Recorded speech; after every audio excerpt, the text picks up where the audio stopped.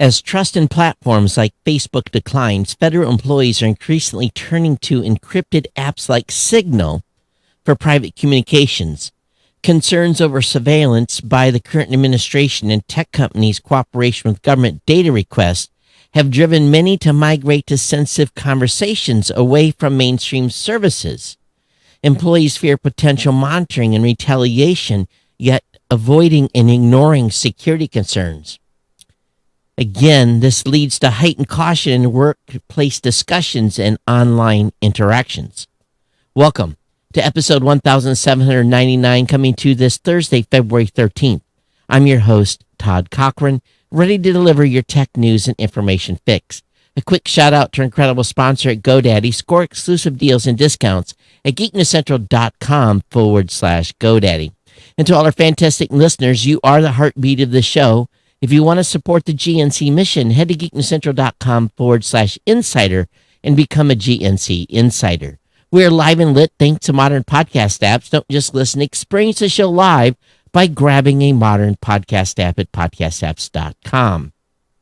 While you're at it, check out the full Geek News Central universe at geeknewscentral.com, where you find our partner shows, tons of content, and more tech goodness. Of course, stay in the loop, follow, subscribe via your favorite podcast app, and join the community. And don't forget to sign up for a newsletter on the website for even more insider scoops.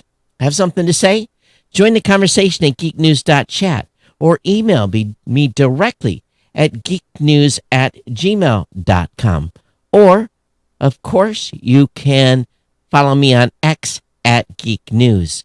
Of course, you can catch me on Facebook as well. I want to take a moment here to say thank you to our sponsor, GoDaddy. You can save big money on GoDaddy products and services. Want to start a website or a podcast? My codes make it easy and affordable. Grab GoDaddy's economy hosting for just $6.99 a month. That's a full year of hosting with a free domain name, professional email, and SSL certificate. Grab or click the promo code for those of you looking to save money. And for WordPress fans, managed WordPress hosting is just $12.99, which includes a free domain, professional email, and SSL certificate. That's $12.99 a month. If you need a domain name, get yours for only just $11.99. And if you're testing the waters, try GoDaddy's website builder. GoDaddy's website builder includes a free 30-day trial on personal business to Business Plus plans. Of course, Geek News Central uses all the GoDaddy products and services, and your support keeps this podcast alive. Use our products, use our codes, and save money. And back this independent team of creators. Share my deals with your friends and family, because every time a code is used, it supports Geek News Central. Thank you so much for keeping us online and going strong. Hey, everyone. Welcome to the show. Most people say, thank God it's Friday. I'm like TGIF Thursday because, TGIT. Thank God it's Thursday because TGIF is tomorrow. It's been a very long week. A lot getting done. And I'm focused on getting through tomorrow, and then I'm probably going to collapse. And then Saturday, I have, the thing that we all hate doing. I'm going to try to finish the taxes on Saturday. Famous last words. Famous last words. And of course, we have episode 1800 on Monday. We get into the 1800s. Are you excited? I am a little bit. It seems like it took us a trudge to get through all of the 1700s. So 1800s come Monday. So we're at the top, 1799. That's a number, ladies and gentlemen. 1800 on Monday. So we'll do something special. Please join me on Monday for that deal. So we're going to get right into the stack today. I'm going to get a little late getting the show started. Things went late with the JOB. So when things go late with the JOB, then, the show starts late. But I want to talk about this top of the hour article about federal workers say they increasingly distrust platforms like Facebook. They say platforms they once used to communicate with coworkers and friends increasingly feel insecure. You know, when I was a federal government employee, there was no allowance made for communications. We weren't allowed to talk about work on any apps. It was not allowed. No, no, no, no, no. Not allowed at all. Email, in person, video conference. I think on our computers we may have had some messaging app. But that was it. You weren't allowed to talk about work texting. You know, you might say, hey, I'm a little late for a meeting, texting, or I'm coming, or a coordination thing, but no business, no federal business in chat whatsoever. We didn't have Slack channels or anything like that.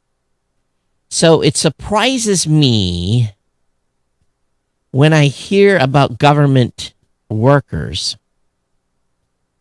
communicating with another via apps like Signal. This is very scary.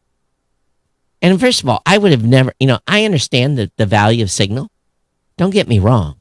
For personal stuff, not for anything to do with work.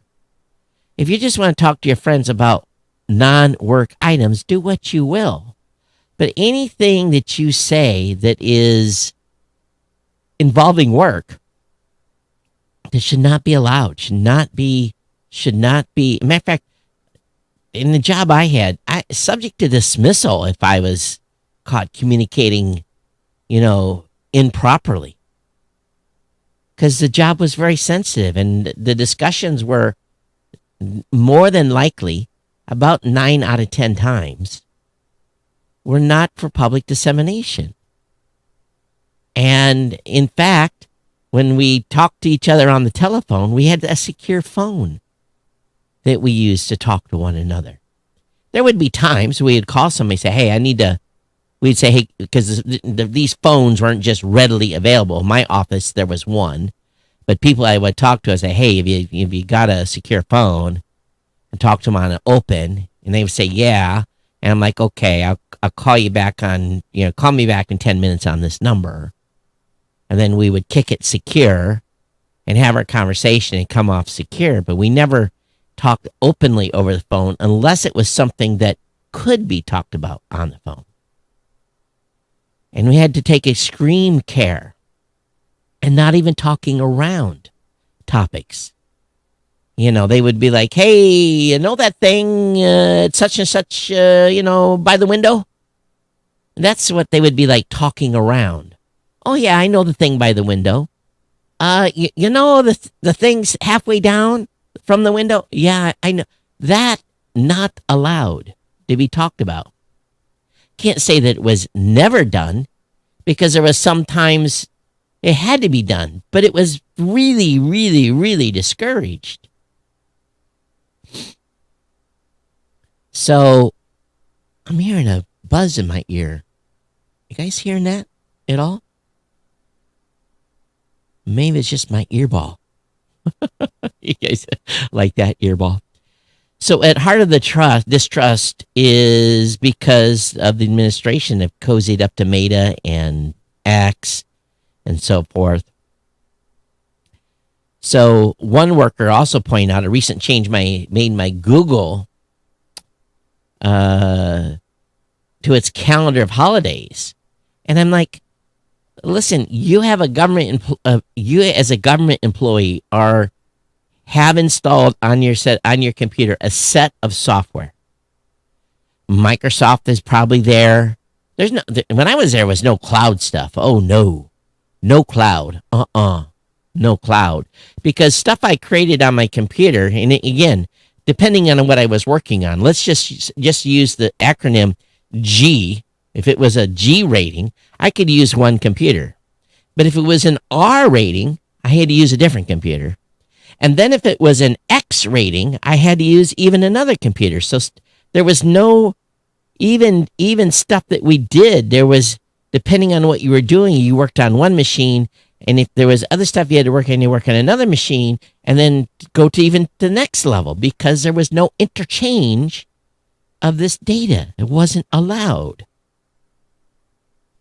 I had a separate email on machine B. I had a separate email on machine C. Crazy as it may sound, but as you can imagine, my .mil address that I had for, 30 plus years, I had a different address on another machine for 30 plus years, and I had another email address on 30 plus years because sometimes the messaging required stuff to go one way and not another.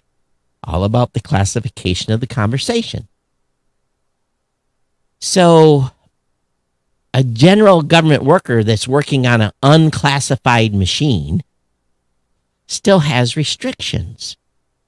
And most, believe it or not, most government employees do not have a government phone. I never in my 30 years had a government phone. Never had one. I had personal phone. As a matter of fact, most of the time when I went to my office with my personal phone, outside the office was a box.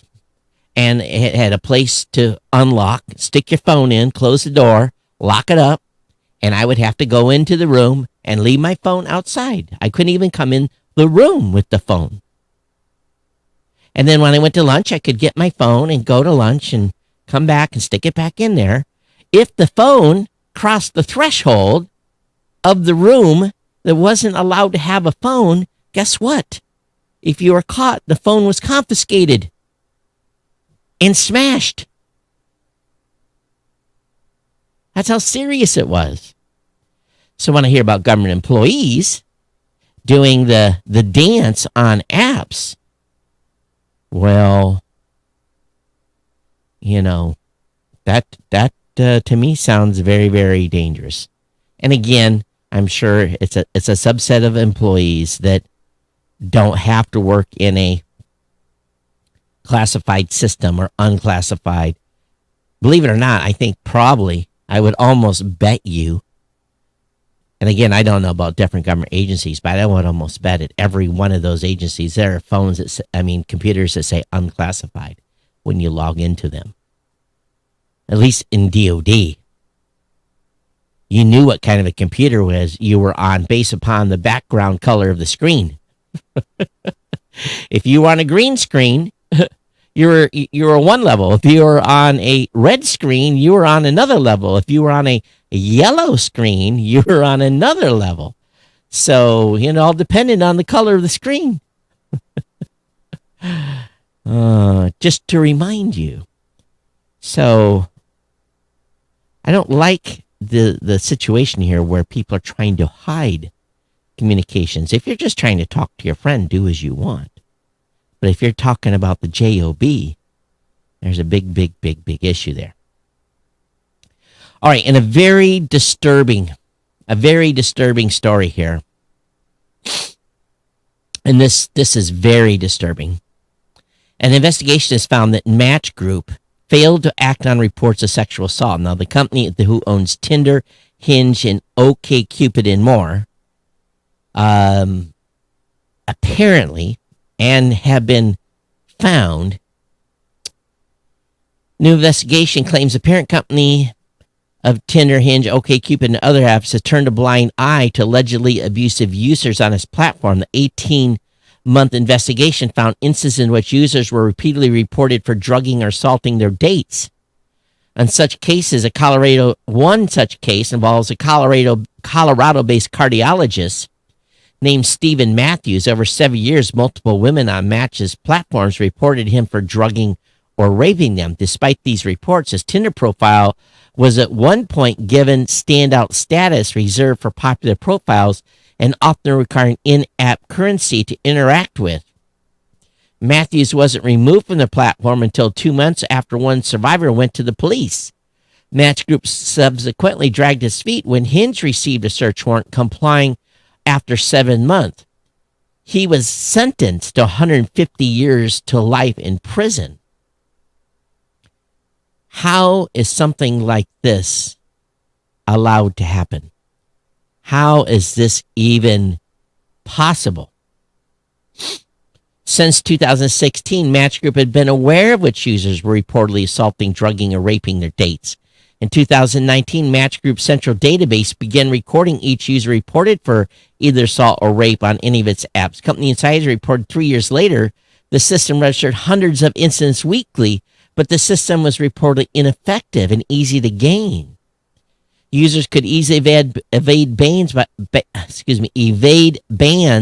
by signing up with different contact information.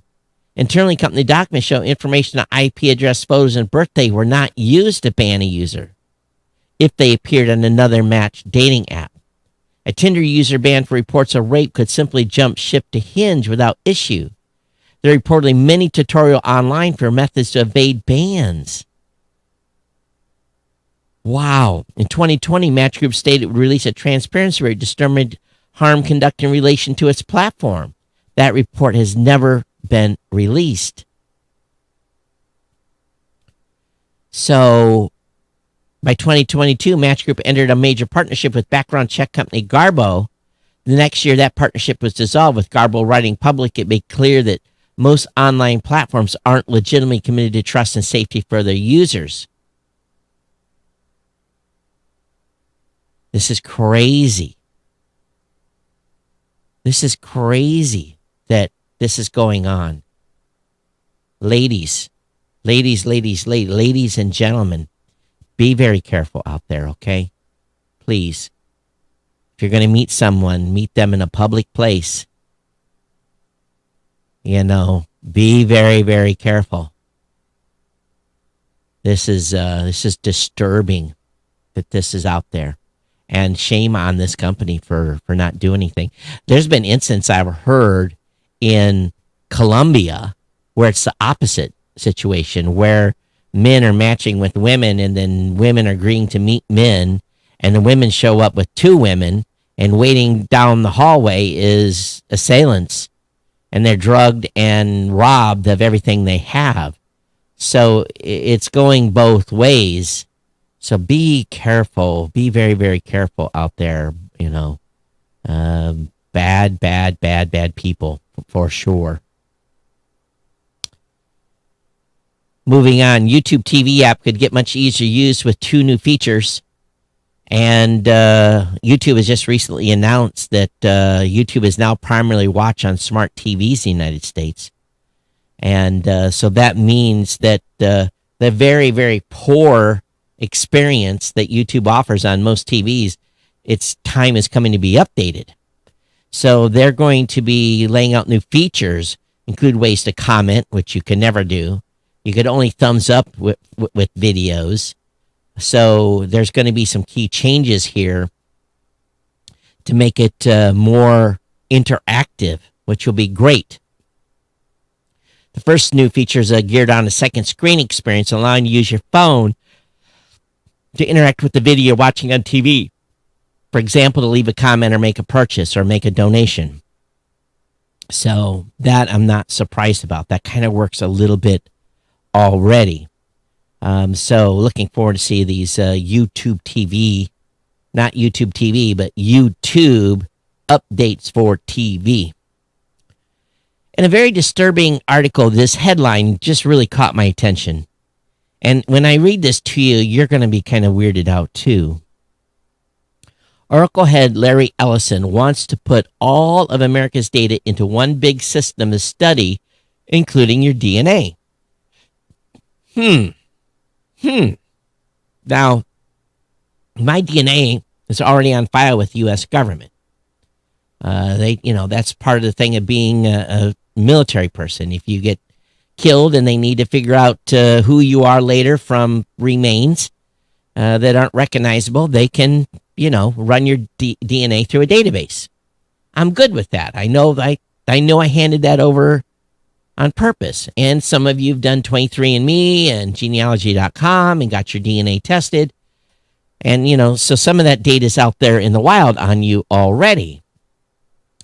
But he said governments should centralize all their data, including citizens' health data, to enhance services and security. I don't trust the government with anything. He says, we've already presented with countless studies touching on poor data foundations, often caused by siloed data. Well, speaking of silos, I guess, it also includes caves. By making economic, healthcare, and infrastructure information available essentially, he envisions enhanced healthcare with personalized treatments, improve agricultural productivity with better land and crop analysis. But, okay, so why do you need our DNA? It's already been proven pharma and the healthcare system cannot protect our data. So much for HIPAA. All this stuff is already finding its way onto the internet. So there's nothing sacred anymore. And it's no wonder people are hesitant to have stuff. I just had a doctor's appointment Tuesday for blood sugar. And by the way, I'm down. My blood sugar is down. I'm doing better. My doc was pleased with me. And, we had a good conversation. But all the time we're talking, he's into the computer and putting in my information into a digital record. It's being held at the VA, which I'm sure has great security.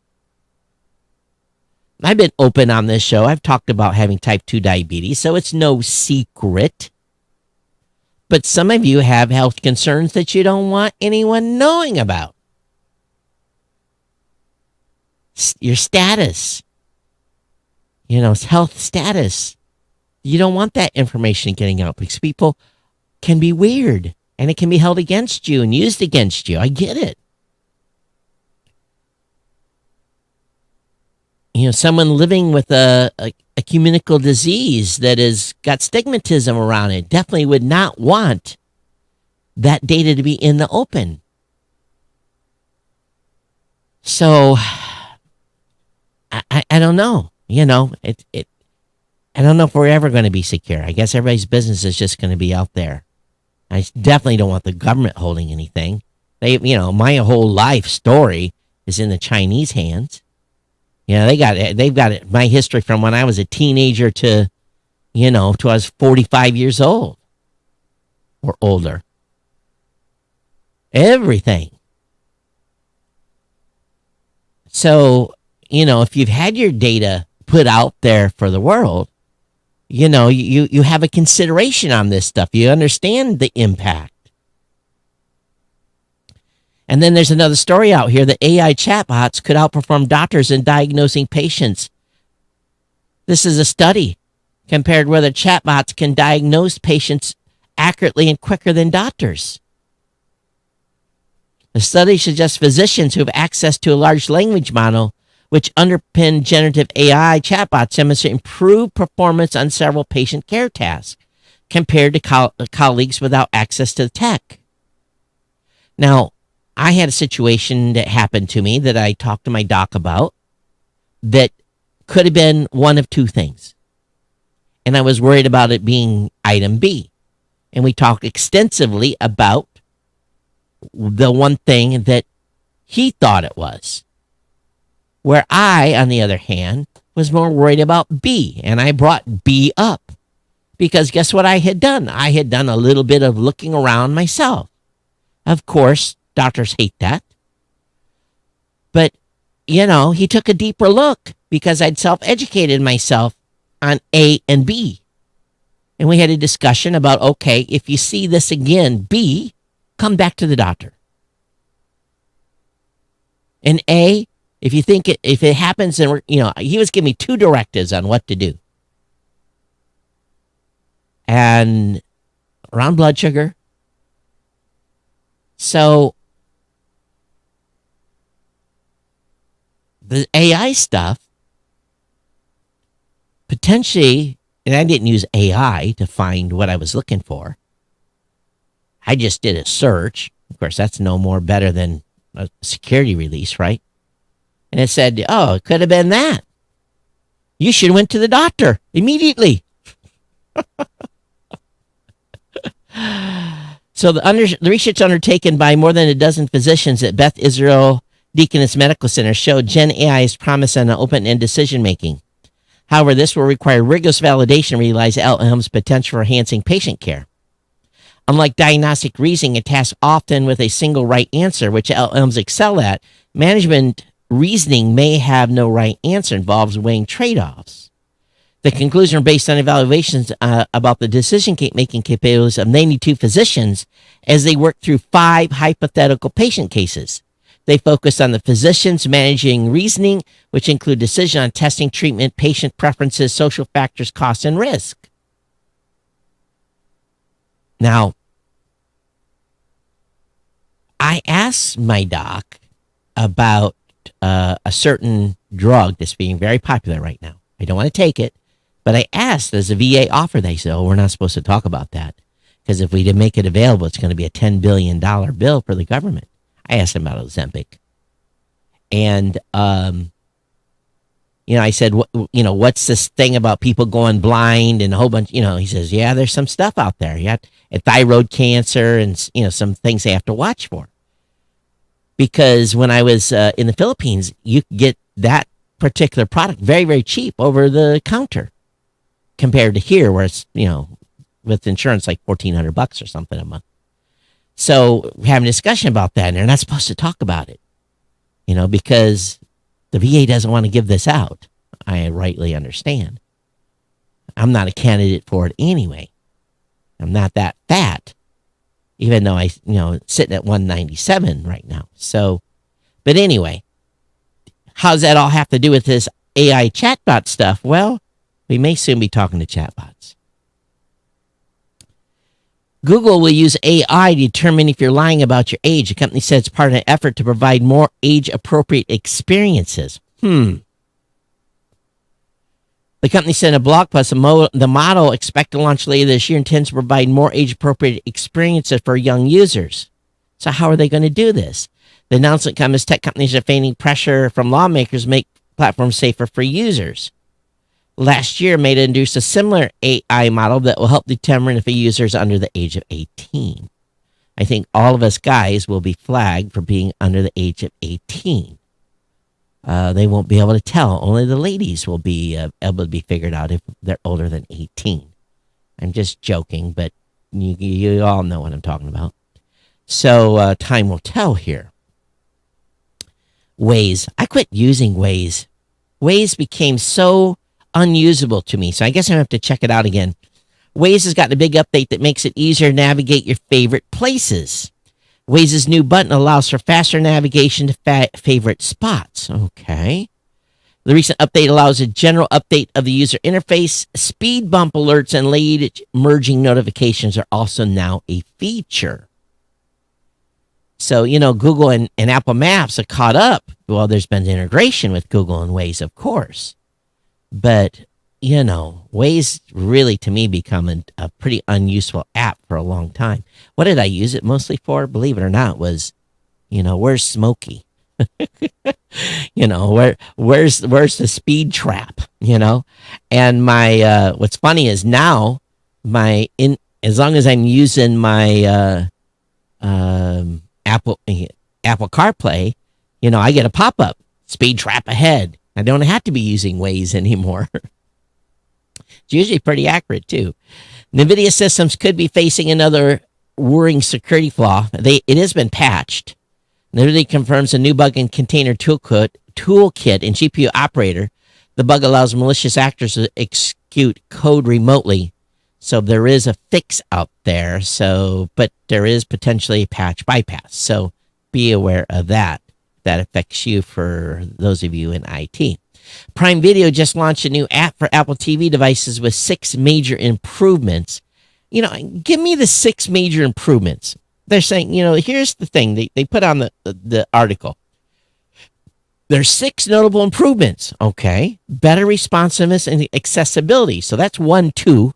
What else is there? And I'm just looking through here, and it really doesn't get into it very good. In-app search, I guess, something to do with Siri. So anyway, are you guys using Prime Video at all? I don't think I've been on Prime Video in months, to be frank. But come on, you're going to say that 6 improvements. Give me the 6 improvements. Meta, X will pay $10 million to settle a lawsuit over Donald Trump's Twitter suspension. So Elon and company have to pay, even though they're bros. They got to pay the president, $10 million. Now, Meta recently settled for $25 million. So this was a lawsuit that was filed on the 2021 suspension from then previously Twitter. The question is, how much will CBS have to pay? That's going to be the question that's out there. Hey, I do want to thank all of you that are insiders of the show. James Fletcher and his $2 sustaining donation. Nigel Cottrell on his $25 Lahi Chief Super Ohana donation. Dale Taylor with his $25 Super Chief Alahi Ohana donation, and Andrew Palmer for his Ohana $5 donation as well. So thank you, gentlemen, for your donation to the show. We've had no boosts that come in, but a number of you have been streaming the show. Pessmerk, thank you for streaming the show at 20 sats a minute. Thank you so much. That makes for about 1,000 sats for if you listen to the whole show. Thank you so very much for that. And a number of you have been doing that as well. So, but anyway, thank you, Pessmerk, for your support of the podcast. And again, this is what it kind of looks like to me. I can come in and see how people have donated to the show, and you can see that it comes in at 20 sats a minute. So thank you. Again, you can become an insider at geeknewscentral.com/insider. 2, 5, 10, 15, 20, or $25 a month donation or one-time donation is available. You can also submit Satoshis as well. We thank you so much. And, of course, the PayPal link is available for you to click and support with your treasure. We also accept time and talent. So if you have something you want to contribute to the show, email it. Your time and talent is greatly appreciated very, very much. Upcoming, a total lunar eclipse brings a blood moon to North America next month. So, what? This is an old one. No, it's not. I saw a date of November 2022. They didn't update. Look at this, ladies and gentlemen. Why is something's wrong with this headline? Total lunar eclipse brings a blood moon, and then right below it, it says Earth will soon experience a first total lunar eclipse since November of 2022. Okay, maybe. How does one relate to the other? So the lunar eclipse will happen overnight between March 13th and March 14th. Oh, okay, I guess so. And will be the first total lunar eclipse. I'm dumb. I didn't. That's what happens when I read this stuff. Don't read it good enough before I talk about it. And this is just it. So, yes, a total lunar eclipse, oh my God, will happen overnight between March 13th and March 14th. And will be the first total lunar eclipse seen anywhere in the world since November 2022. So, where are we going to be able to see it? Overnight. Anywhere in the world. So where... All right, link will be in the show notes. We can check it out. Citing too much bureaucracy, Blue Origin is going to cut 10% of its workforce. Too much bureaucracy. What does that mean? Too much bureaucracy. And you're cutting 10%? I don't get it. What does that mean? Too much bureaucracy. Too many pencil pushers? I guess so. So that was announced today. Of course, Elon Musk and Sam Altman are still sparring over $97.4 billion OpenAI bid in court filings. So they've been in court. But basically what people have said is this just is a play. Elon has made this bid, and what it's really doing is throwing a wrench and them having the ability to change the business model of OpenAI because of this evaluation that they've placed upon the company. Said, hey, we're willing to pay $97.4 billion for it. And yet they want to change the business model and undervalue the company. There's a little bit of a play on it. I saw a YouTube video on this. And this all-cash offer undermines the very claim at the heart of the lawsuit that its assets can't be transferred away for private gain. So this lawsuit is to thwart OpenAI's plan to convert to a for-profit entity.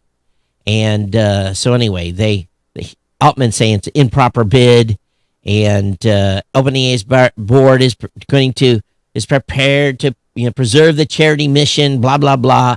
And the judge is kind of skeptical. She kind of see what's going on here, but it's all fun and games. Billionaires having billionaire spats. That's what it's really about. Amazon robots, a $10 billion cost cutter. So Amazon's under the radar robot push is widening its competitive lead in retail and could boost its profit margins. So think about this, getting rid of workers. Amazon's quite developed 6 significant next generation fulfillment centers that bring automation front and center. After touring one of the sites in Shreveport, Louisiana, they recognize the potential for more opening efficiencies in retail business. So they're basically trying to reduce fulfillment costs. That makes up about 20% of their cost. So they could lead to $10 billion in savings through automation, getting rid of humans. Now they won't get rid of them completely, but this is the future is looking towards. Now, Western Digital, how many of your fans of Western Digital hard drives? Well, they're between a rock and a hard place. Western Digital has been told to pay $500 million in patent damages before the business splits. So they are poised to become 2 publicly traded companies, but the judge says, before you restructure, you need to write a $553 million check for the patent infringement case. So the U.S. storage business was found by a jury in California, of course, to have infringed on data encryption patents owned by Specs Technologies in October, told to pay $316 million, but because they haven't paid it, they got $237 million in interest charges on top. Holy cow. What rate are they charging the interest at this bad boy on? $316 million, and it's now another $237 million? I want to see that math. Wow. Crazy. So we'll see what they do. The U.S. lawmakers are pressing the current administration to oppose UK's order for Apple's iCloud backdoor. Yes, you guys in the UK, you know that they want a backdoor to iCloud. So Senator Ron Wyden and Representative Andy Biggs sent a letter to the new DNI today, Tulsi Gabbard, arguing that if Apple complies with an unconfirmed demand from UK Home Office, it would jeopardize the security of both U.S. citizens and government data. Apple does not make different versions of its encryption software for each market, the pair argue in the letter. If Apple is forced to build a backdoor in its products, that backdoor will end up undermining the security of Americans' data, as well as countless federal, state, and local government agency entrust sensitive data to Apple products. Well, probably privately, the government must hate that they don't have a backdoor into iCloud. My suspicion is they do. That's my suspicion, and they just don't talk about it. That's my suspicion on this. But so we'll see what the new DNI does. Tim Cook is teasing a new Apple launch next week, and it's probably the iPhone SE. So we'll keep an eye on that. How many of you use Google's Family Link? I'm not familiar with this. This is definitely for those of you that have children and devices. And Family Link is getting a design refresh. School time will come to Android phones managed with Family Link starting next week, and parent-managed controls will hit Family Link devices in the coming months. So if you're using Family Link, let me know. I heard a good friend of mine on his podcast talk about how he had used child settings in his kids' phones, so that when they got phones at like 11 years old, they basically had them bad boys locked down. And I thought it was pretty interesting discussion. And they were using iPhones. And we're talking about Google devices. So how many of you have locked your kids' phones down? I'd love to hear your feedback, geeknews@gmail.com.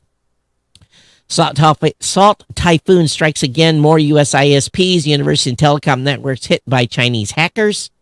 So they're at it again. The latest intrusion was spotted by cybersecurity researchers from Recorded Future, which said the group is targeting internet-exposed web interface of Cisco iOS software that powers different routers and switches. More than 12,000 Cisco devices were found connected to the wider internet and exposed to risk.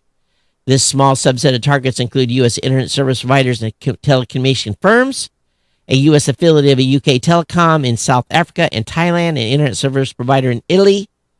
So it just wasn't the United States. It was all over the place going after these devices.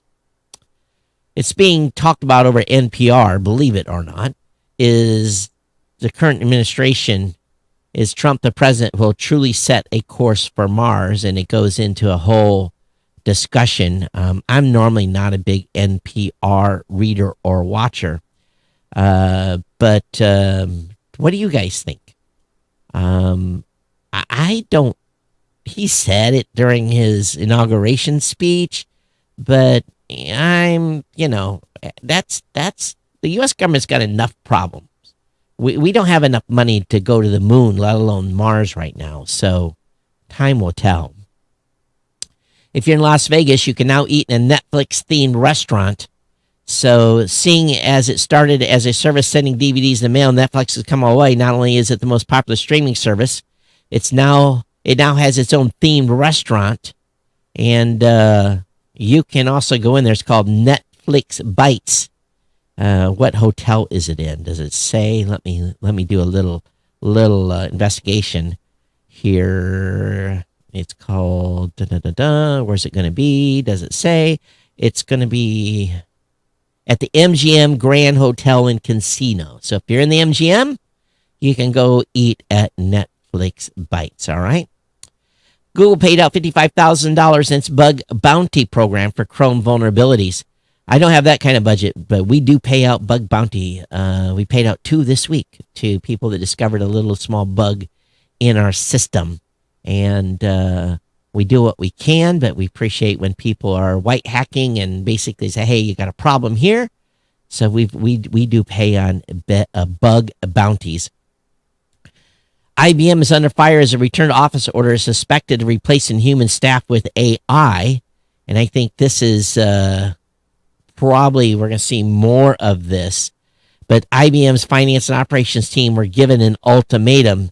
Workers told they must move closer or accept a redundancy package. Whoa.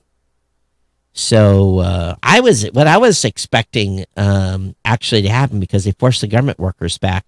I was expecting to hear something in the news about people being fired in the government that did not come back to work. That's what I was expecting, but we've heard nothing of that so far. Hey, a NASA telescope stellar bouquet in time for Valentine's Day. Of course, if you're listening to the show, it's probably Valentine's Day. But I'm looking at this, and to be honest with you, the first thing I saw was a middle finger, not a bouquet. Although I could see where the bouquet could come in on the image, but it looks like this might be a troll here a little bit. So you look at the image and let me know. Does it look like a middle finger, or does it look like a bouquet? I guess they want us to look at the red inside and not the gas. Very, very interesting. I just got a pop-up. What happened? Oh, yes. Let's come back to this. For some reason, why did you do that, computer? Why did you take away my access to... Okay, it's back. I got this warning. It says, hey, do you want NDI to show off that? That was very weird. You know, there's a setting now on Macs that you have to give permission every 30 days. So the permission ran out while I was showing this screen. That's why the screen went black. So very, very odd. Okay. For those of you listening, you don't care. And a little bit of drama. Astronomers sifting through data from the Murchison Wide Field Array, a radio telescope in Western Australia, found themselves confronting an unexpected mystery. The telescope, which consists of 4,096 spider-like antennas designed to detect radio wave signals from more than 13 billion years ago, appeared to stumble upon something far more local, a television broadcast. This was very puzzling given the telescope is located in a designated radio quiet zone where the Australian government regulates signal levels from all radio communication equipment, including TV transmitters, Bluetooth devices, etc. But it hit it because the signal was moving. Guess what happened? The television signal bounced off an airplane. Now, I've known about this phenomenon since 1984. And if you think about it, when a radar is spinning and it's hitting, an airplane or hitting land, especially a ground radar, maybe it sees the mountains, you get a return from the mountains, it can see the airspace above the mountains, but you see the signal of the terrain when you're on a ground radar, right? And obviously you're looking into the sky to see airplanes. But if there is a mountain in line with the radar and there's an airplane behind the mountain, obviously you can't see the airplane, right? Well, what happens when the signal bounces off the mountain and goes somewhere else, doesn't come directly back to the antenna from scatter, and it hits another object and then bounces in a way that gets back into the antenna? There's some cool things that you can do with that. If you know the math, you see something without seeing something. It's very, very cool. It's very cool. It's basically, why is that not there, or why it is there? I'll just leave it at that. I've known all about this multi, basically stuff traveling in directions it shouldn't travel for a long time. It's pretty amazing, the data you can get from stuff that not supposed to be able to be seen. Okay. Chances of an asteroid approaching Earth doubling in 2032. NASA's new observation of the asteroid named 2024 YR4 led to a 2.3% probability of hitting Earth on this 22 December 2032. Well, those odds went way up, so we'll see. Also, because some knucklehead wrote Tesla in a proposal, everyone's freaking out. Plans to buy armored Teslas vanish from State Department procurement list. Someone just wrote, the State Department's procurement forecast removed the mention of Tesla in relation to a planned $400 million armored EV purchase after reports emerged about it on Wednesday. The wording has been changed to armored EVs. Tesla's name appeared in the document near the BMW AG, whose armored X5 and X7 SUVs the State Department is also planning to buy. The German company name remains on the list, while Tesla's has been excised, leaving the $400 million contract still at the planning stage, now listed for generic designation of armored electric vehicles. That's probably something that's been in the planning stage for a long time. Elon says, we didn't know anything about it. We don't think we're getting $400 million. He says there's been no contract for us to reply on. But Tesla stock was up 2.3% on the rumors.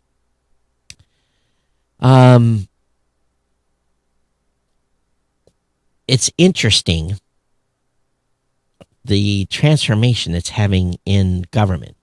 When I had a government desk, there was definitely things you could have on your desk and things you couldn't have on your desk. You could have pictures of your family, your kids, but you couldn't have anything that would cause anyone to raise an eyebrow.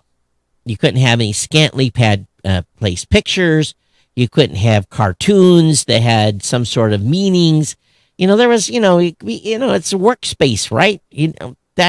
That childish stuff, locker room stuff, was not allowed. Not allowed at all. And if you put something on your desk like that, you probably would have got wrote up and, you would have had a counseling session. Managers have been reminding employees to be mindful of what personal effects they have in their workplace, but there are no penalties or warnings about being placed on administrative for displaying personal items. But if you're at work, you know what we're talking about here, right? It's just common sense that you would not put stuff on your desk that would make other people uncomfortable. That's just kind of like, duh, right? That's how you get fired. So interesting that they're reminding people to be sensitive what's in their workspace. Unofficial TikTok download surge in the United States. No surprise there. And finally, I saw this, made me go, A tiny antenna made on denim will put 5G in your clothes. And I said, what is the use for this? Well, I was like, no one's going to put a 5G antenna in regular clothes. First of all, I'm not going to wear it. But apparently, connected clothing has potential uses by military and in-space exploration. But more relevantly to us is the use in health and sports. The dual band antenna means sensor inside clothing can collect and send health data without the need for a smartphone or smart watch. So apparently this can be washed, yet they show the antenna having an SMA connector on it. I don't think that will do very good in the laundry, to be frank, but who knows? All right, ladies and gentlemen, thank you for being here. Thank you for being part of the show. Don't forget about our sponsor, GoDaddy, geeknewscentral.com/GoDaddy. If you have comments on today's show, don't forget email address is geeknews@gmail.com, @geeknews on X. And we definitely want to remind you also of our affiliate offer, our product offer that's on the website. I didn't get around and getting something ready for the ladies. I apologize. I didn't have a promotion for you. Just ran out of time. But if you like the show, if you want to support the show, the easiest way is through Time, Talent, or Treasure. geeknewscentral.com/insider. If you're watching this or listening to this anywhere, remember Moonbase Alpha is at geeknewscentral.com. And my writing team is putting up great articles every day almost about stuff that's going on in the tech world to keep you abreast. So when you're not getting your GNC fix, you can come over to GNC and get a little bit of tech news and information. And we appreciate it for you do, and appreciate the team doing what they do. All right, I'll be back Monday for the big one, 1,800. We're hitting another huge milestone, 1,800. Oh, it's going to be fun. Thank you for being here. We'll see you on Monday. Everyone take care. Bye-bye.